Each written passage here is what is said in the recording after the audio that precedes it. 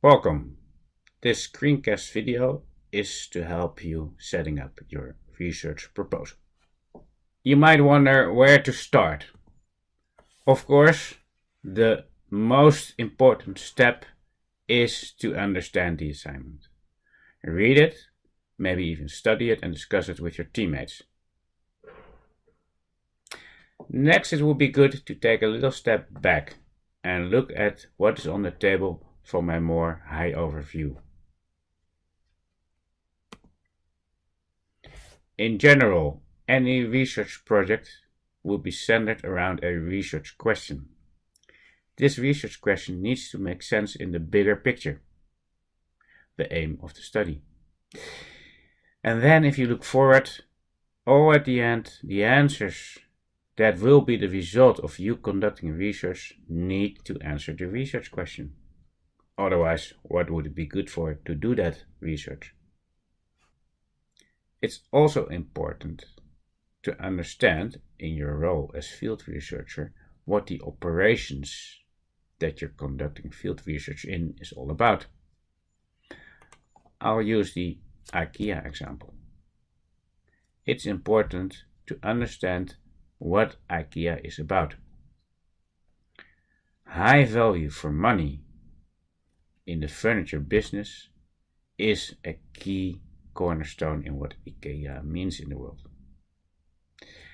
The role of the client in the assembly and the logistics is a crucial factor. Without that understanding, it would be harder to really appreciate the touch point that is labeled here with self-service. This is a very crucial one in the IKEA concept. So in the early stages of planning on research, you need to get a good understanding. Next up is that you need to make sure that there's alignment throughout the research setup. Understanding the deliverables in this field research project in the operations course, you are required to come up with 5, not any 5, no, the 5 most important touch points that would be up for improvement. Careful planning on research would mean that you put yourself in a position to deliver valid and reliable answers. This is represented on the right hand side of this picture. Valid meaning that you did measure the right measurements. Reliable means that if you would hand your plan for research to another team and they would execute your research plan, that they would come up with similar answers as you would. Designing your data collection and the way that you're going to process the data that you collected, or in other words, data analysis, is a very important process in getting from a research question to valid and reliable answers. This needs a lot of chewing, right? You need to do a lot of work, thinking work in these steps. In the class activities, we did discuss different data collection tools. Different tools that will get you different kind of answers. We also presented 3 data analysis tools. You should find out why the one is better in what situation than the other. You need to learn how to appreciate and utilize these tools. In the next part of this video, we'll try to make it a little more practical for you. First, a little recapping.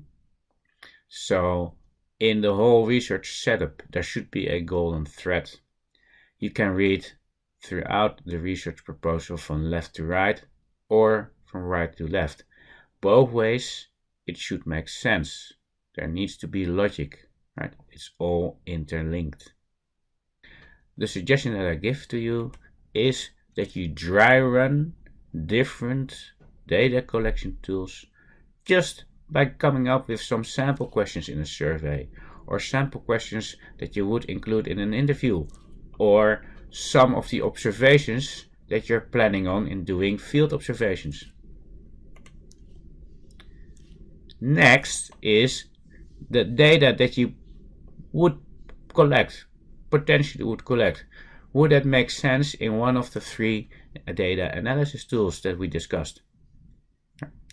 So in the end, the combination of dry running data collection tools and potential data analysis tools would lead up to your understanding what you need to include in your actual proposal. It needs to make sense.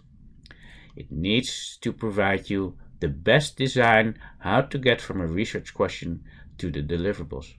Let's summarize this video. In any research project, you collect a lot of data. In order to make sense out of this whole pile of data, you need proper data analysis. The extent to which the data collection and the data analysis is designed in a combination that makes sense is determining to what extent your research project will be valid and reliable.